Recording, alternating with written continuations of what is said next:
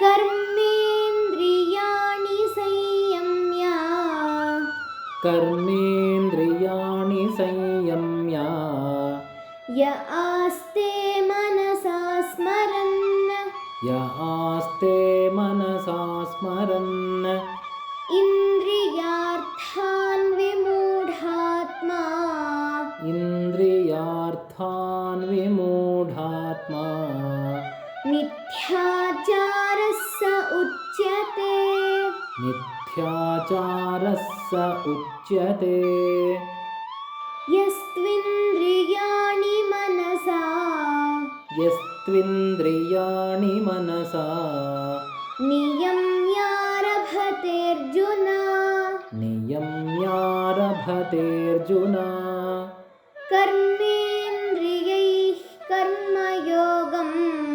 कर्मेन्द्रियैः कर्मयोगम् असक्तः स विशिष्यते असक्तः स विशिष्यते नियतं कुरु कर्म त्वं नियतं कुरु कर्म त्वं कर्मज्ञायो ह्यकर्मणः कर्मज्यायो ह्यकर्मणः शरीरयात्रापि च ते शरीरयात्रापि च ते न प्रसिद्धेद कर्मणः न प्रसिद्धेद कर्मणः यज्ञार्थात् कर्मणोऽन्यत्र यज्ञार्थात् कर्मणोऽन्यत्र लोकोऽयं कर्मबन्धनः लोकोऽयं कर्मबन्धनः तदर्थं कर्म कौन्तेय तदर्थं कर्म कौन्तेय मुक्तसङ्गः समाचर मुक्तसङ्गः समाचर सह यज्ञाः प्रजा सृष्ट्वा सह यज्ञाः प्रजा सृष्ट्वा पुरोवाच प्रजापतिः पुरोवाच प्रजापतिः अनेन प्रसविष्यध्वम् अनेन प्रसविष्यध्वम् येष वोस्त्विष्टकामधुक् येष वोस्त्विष्टकामधुक्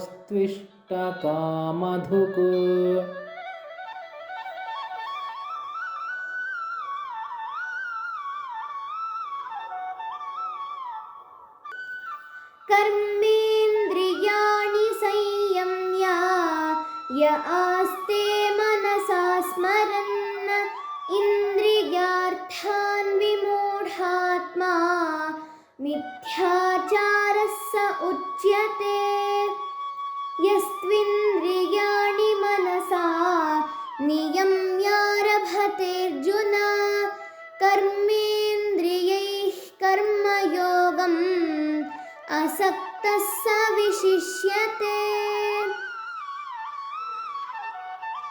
नियतं कुरु कर्म त्वं कर्मज्ञायो ह्यकर्मणः शरीरयात्रापि च ते न प्रसिद्धेद कर्मणः यज्ञार्थात् कर्मणोऽन्यत्र लोकोऽयं कर्मबन्धनः तदर्थं कर्म कौन्तेय मुक्तसङ्गः समाचर सह यज्ञाः प्रजा सृष्ट्वा पुरोवाच प्रजापतिः अनेन प्रसविष्यध्वम् येष वोस्त्विष्टकामधुक्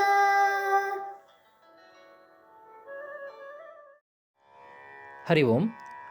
ಶ್ರೀಮದ್ ಭಗವದ್ಗೀತಾ ಅಧ್ಯಾಯ 3 ಅರ್ಥಭಾಗ ಶ್ಲೋಕ 6ರಿಂದ 10. ಇದುವರೆಗೂ ನಾವು ಕರ್ಮಯೋಗದಲ್ಲಿ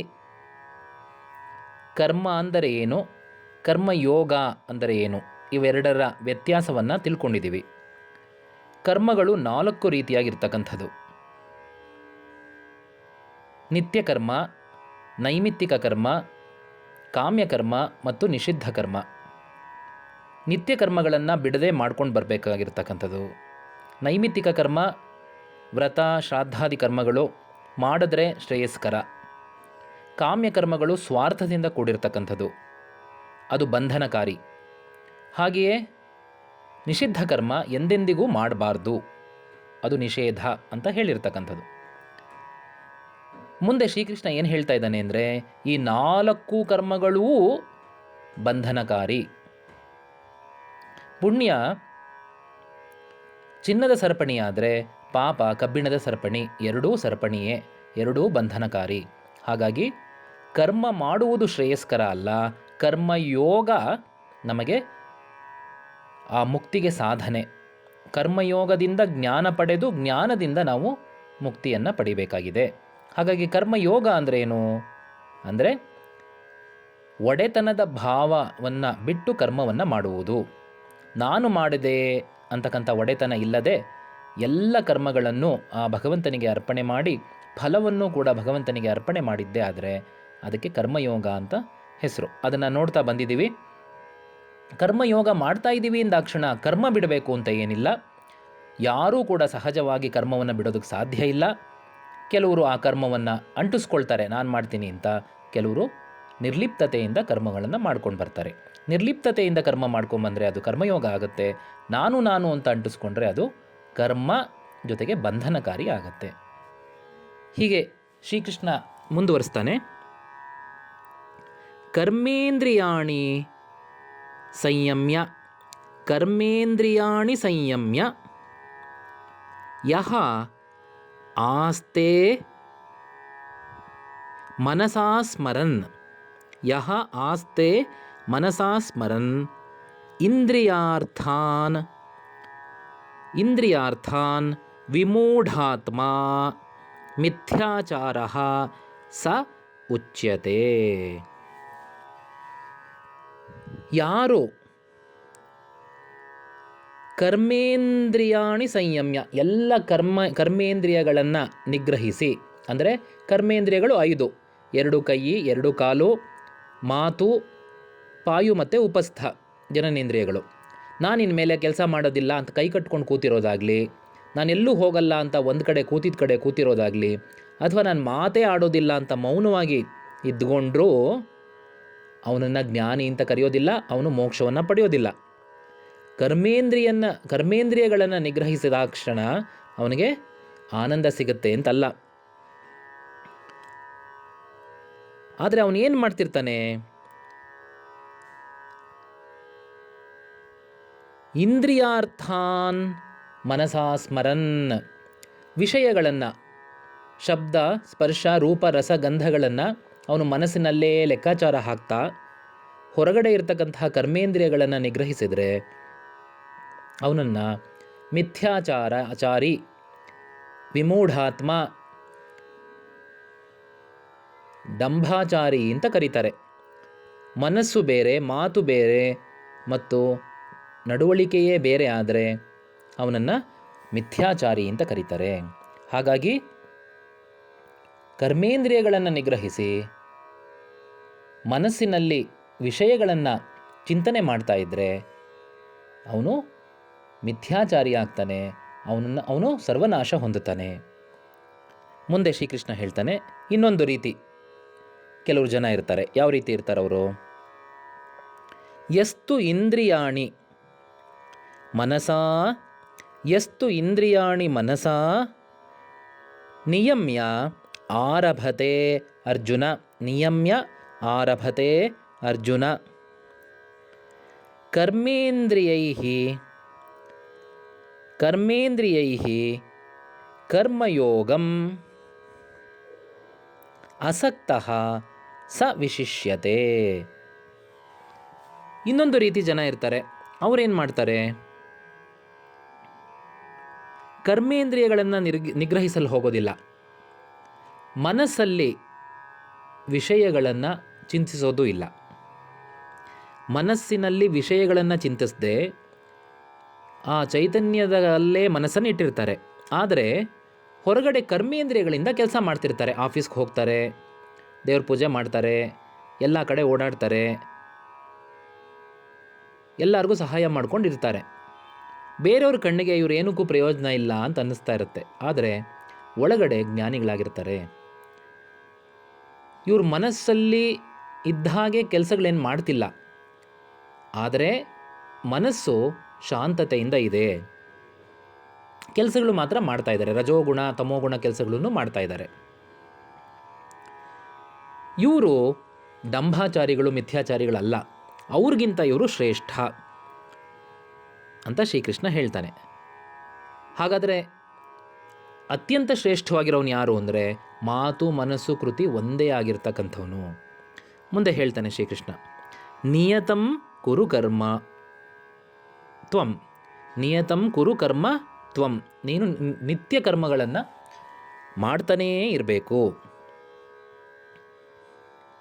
ಕರ್ಮಜ್ಯಾಯೋ ಅಕರ್ಮಣಃ, ನಾವು ಕೆಲಸ ಮಾಡ್ತಾ ಇದ್ರೇ ಶ್ರೇಯಸ್ಕರ ಸುಮ್ಮನೆ ಕೂತಿರೋದಕ್ಕಿಂತ. ಶರೀರಯಾತ್ರಾ ಅಪಿ ಚ ತೇ ನ ಪ್ರಸಿದ್ಧೇತ್ ಅಕರ್ಮಣಃ. ಈ ಒಂದು ಶರೀರದ ಧರ್ಮ, ಹಸಿವು, ಬಾಯಾರಿಕೆ, ನಿದ್ದೆ, ಇವುಗಳಿಗೋಸ್ಕರನಾದ್ರೂ ನಾವು ಕರ್ಮ ನಿರಂತರ ಮಾಡ್ತಾನೆ ಇರಬೇಕು. ನಾವು ಸುಮ್ಮನೆ ಕೂತ್ಕೊಂಡ್ರೆ ಹಸಿವು ಬಾಯಾರಿಕೆ ಆದಾಗ, ನಿದ್ದೆ ಬಂದಾಗ ನಿಗ್ರಹಿಸಲು ಸಾಧ್ಯ ಇಲ್ಲ. ಹೊಟ್ಟೆಗೆ ಏನಾದ್ರು ತಿನ್ನಲೇಬೇಕಾಗತ್ತೆ, ಬಾಯಾರಿಕೆ ಆದಾಗ ನೀರು ಕುಡಿಬೇಕಾಗತ್ತೆ, ನಿದ್ದೆ ಬಂದಾಗ ನಿದ್ದೆ ಮಾಡಬೇಕಾಗತ್ತೆ. ಹಾಗಾಗಿ ಈ ಶರೀರ ಧರ್ಮವನ್ನು ಕಾಪಾಡಿಕೊಳ್ಳೋದಕ್ಕಾದ್ರೂ ನಾವು ಕರ್ಮಗಳನ್ನು ಮಾಡಲೇಬೇಕಾಗತ್ತೆ. ಆದ್ದರಿಂದ ಕೆಲವು ಕರ್ಮಗಳು ಮಾಡಲೇಬೇಕು. ಆದರೆ ಯಾವ ಭಾವನೆಯಿಂದ ಮಾಡಬೇಕು? ಯಜ್ಞಾರ್ಥಾತ್ ಕರ್ಮಣೋ ಅನ್ಯತ್ರ, ಯಜ್ಞಾರ್ಥಾತ್ ಕರ್ಮಣಃ ಅನ್ಯತ್ರ ಲೋಕಃ ಅಯಂ ಕರ್ಮಬಂಧನಃ. ಯಜ್ಞಾರ್ಥಾತ್ ಕರ್ಮ ಕುರು, ಯಜ್ಞ ದೃಷ್ಟಿಯಿಂದ ಕರ್ಮವನ್ನು ಮಾಡು. ಅನ್ಯತ್ರ, ಬೇರೆದೆಲ್ಲವೂ ಕೂಡ ಲೋಕೆ ಅಯಂ ಕರ್ಮಬಂಧನ, ಮಿಕ್ಕಿದೆಲ್ಲ ಯಜ್ಞ ದೃಷ್ಟಿಯಿಂದ ಕರ್ಮ ಮಾಡಲಿಲ್ಲ ಅಂದರೆ ಅದು ಬಂಧನಕಾರಿ. ಹಿಂದಿನ ಮಂತ್ರದಲ್ಲಿ ನಿತ್ಯ ಕರ್ಮಗಳನ್ನು ತಪ್ಪದೆ ಮಾಡು ಅಂತ ಹೇಳ್ತಾ ಇದ್ದಾನೆ ಕೃಷ್ಣ. ಇಲ್ಲಿ ಯಜ್ಞದ ದೃಷ್ಟಿಯಿಂದ ಕರ್ಮಗಳನ್ನು ಮಾಡು. ಈಗ 3 ಕರ್ಮಗಳನ್ನು ಮಾಡಲೇಬೇಕು: ಹಸಿವು, ಬಾಯಾರಿಕೆ, ನಿದ್ದೆ, ಈ ರೀತಿ. ಈ ಕರ್ಮಗಳನ್ನು ಯಜ್ಞ ದೃಷ್ಟಿಯಿಂದ ಮಾಡು. ಅಂದರೆ ಭಗವಂತನಿಗೆ ಅರ್ಪಣೆ ಮಾಡ್ತಾ ಮಾಡೋವಂಥದ್ದು. ಭಗವಂತ, ಇದು ನಿನ್ನ ಪ್ರಸಾದ ಅಪ್ಪ. ಭಗವಂತನ ನೆನೆಸ್ಕೊಳ್ತಾ ನೀರು ಕುಡಿಯೋದು, ಭಗವಂತ ನೆನೆಸ್ಕೊಳ್ತಾ ನಿದ್ದೆ ಮಾಡೋದು, ಭಗವಂತನನ್ನು ನೆನೆಸ್ಕೊಳ್ತಾ ಊಟ ಮಾಡೋದು, ಹೀಗೆ. ತದರ್ಥಂ ಕರ್ಮ ಕೌಂತೇಯ, ಹೇ ಅರ್ಜುನ, ಈ ರೀತಿ ನೀನು ಕರ್ಮ ಮಾಡಿದ್ದೇ ಆದರೆ ಮುಕ್ತ ಸಂಗಃ ಸಮಾಚಾರ, ನೀನು ಯಾವುದನ್ನು ಅಂಟಿಸ್ಕೊಳ್ದೆ ಈ ರೀತಿ ಕರ್ಮಗಳನ್ನು ಮಾಡಿದ್ರೆ ಅದು ಶ್ರೇಯಸ್ಕರ. ಯಜ್ಞ ದೃಷ್ಟಿಯಿಂದ ಮುಕ್ತ ಸಂಗನಾಗಿ ಕರ್ಮಗಳನ್ನು ಮಾಡಿದ್ರೆ ಅದು ಶ್ರೇಯಸ್ಕರ. ಆದ್ದರಿಂದ ನೀನು ಯಜ್ಞ ದೃಷ್ಟಿಯಿಂದನೇ ಕರ್ಮ ಮಾಡು. ಯಾಕೆ ಅಂದರೆ ಮುಂದೆ ಹೇಳ್ತಾ ಇದ್ದಾನೆ, ಸಹ ಯಜ್ಞಾ ಪ್ರಜಾ ಸೃಷ್ಟ್ವಾ, ಪ್ರಜೆಗಳನ್ನು ಸೃಷ್ಟಿ ಮಾಡಬೇಕಾದರೆ ಯಜ್ಞವನ್ನು ಸೃಷ್ಟಿ ಮಾಡಿ ಪುರೋ ಉವಾಚ ಪ್ರಜಾಪತಿ ಪುರ ಉವಾಚ. ಮೊದಲು ಪ್ರಜಾಪತಿ ಹಿರಣ್ಯಗರ್ಭ ಬ್ರಹ್ಮ ಯಜ್ಞವನ್ನು ಸೃಷ್ಟಿ ಮಾಡಿ ಯಜ್ಞವನ್ನು ಪ್ರಜೆಗಳಿಗಾಗಿ ಕೊಟ್ಟಿದ್ದಾನೆ. ಯಜ್ಞವನ್ನು ಮಾಡ್ತಾನೇ ಅವರು ಎಲ್ಲ ಕರ್ಮಗಳನ್ನು ಮಾಡಲಿ ಅಂತ. ಅನೇನ, ಅದರಿಂದ, ಪ್ರಸವಿಷ್ಯಧ್ವಂ, ಅದರಿಂದಲೇ ಎಲ್ಲವನ್ನೂ ಪಡಿಬೇಕಾಗಿದೆ. ಯಜ್ಞದ ಮುಖಾಂತರವೇ ಏಷ ವಹ ಅಸ್ತು ಇಷ್ಟಕಾಮಧಕ್, ಅವನಿಗೆ ಏನೇನು ಇಷ್ಟಾರ್ಥಗಳಿದೆಯೋ ಎಲ್ಲವನ್ನೂ ಯಜ್ಞದಿಂದಲೇ ಪಡ್ಕೋಬೇಕು. ಅಂದರೆ ಹೋಮ ಮಾಡ್ತಾ ಆಸೆಗಳನ್ನು ಪೂರೈಸ್ಕೋಬೇಕು ಅಂತಲ್ಲ. ನಾವು ಪ್ರತಿನಿತ್ಯ ಮಾಡ್ತಕ್ಕಂಥ ಎಲ್ಲ ಕರ್ಮಗಳೂ ಯಜ್ಞಗಳೇ. ತಂದೆ ತಾಯಿಗೆ ನಮಸ್ಕಾರ ಮಾಡೋದು ಪಿತೃಯಜ್ಞ, ದೇವತೆಗಳ ಪೂಜೆ ಮಾಡೋದು ದೇವತಾ ಯಜ್ಞ, ಋಷಿಗಳನ್ನು ನೆನೆಸ್ಕೊಳ್ಳೋದು ಋಷಿಯಜ್ಞ ಅಥವಾ ಬ್ರಹ್ಮಯಜ್ಞ, ವೇದ ಮಂತ್ರಗಳನ್ನು ಹೇಳೋದು ಬ್ರಹ್ಮಯಜ್ಞ, ಇನ್ನೊಬ್ಬರ ಸೇವೆ ಮಾಡೋದು ಮನುಷ್ಯಯಜ್ಞ, ಸುತ್ತಮುತ್ತಲ ವಾತಾವರಣವನ್ನು ಶುದ್ಧವಾಗಿಟ್ಕೊಳ್ಳೋದು ಭೂತಯಜ್ಞ. ಇದು ಯಜ್ಞವೇ. ಈ ಪಂಚಮಹಾಯಜ್ಞಗಳನ್ನೇ ಮಾಡಬೇಕು ಅಂತ ಶಾಸ್ತ್ರ ಹೇಳ್ತಾ ಇರೋದು. ಹಾಗಾಗಿ ನಾವೆಲ್ಲರೂ ಕೂಡ ಯಜ್ಞದ ದೃಷ್ಟಿಯಿಂದಲೇ ಎಲ್ಲ ಕರ್ಮಗಳನ್ನು ಮಾಡೋಣ. ಯಾವುದೇ ಕರ್ಮದ ಪ್ರಾರಂಭದಲ್ಲಿ ನಮ್ಮ ಇಷ್ಟದೇವತೆಯನ್ನು ನೆನೆಸ್ಕೊಳ್ತಾ, ಮಧ್ಯದಲ್ಲಿ ಅವಕಾಶ ಆದಾಗ ಮತ್ತೆ ಇಷ್ಟದೇವತೆಯ ಜಪ ಮಾಡ್ತಾ, ಅಂತ್ಯದಲ್ಲಿ ಆ ಇಷ್ಟದೇವತೆಗೆ ಆ ಕರ್ಮವನ್ನು ಅರ್ಪಿಸಿದ್ದೇನೆ ಎನ್ನುವ ಭಾವನೆಯಿಂದ ನಾವು ಕರ್ಮಗಳನ್ನು ಮಾಡಿದ್ದೇ ಆದರೆ ಫಲ ಭಗವಂತನಿಗೇ ಸೇರಿದ್ದು ಅನ್ನೋ ಒಂದು ಭಾವನೆ ನಾವು ಇಟ್ಕೊಳ್ಳೋದಾದರೆ ಸದಾ ಶಾಂತತೆಯಿಂದ ಇರಬಹುದು.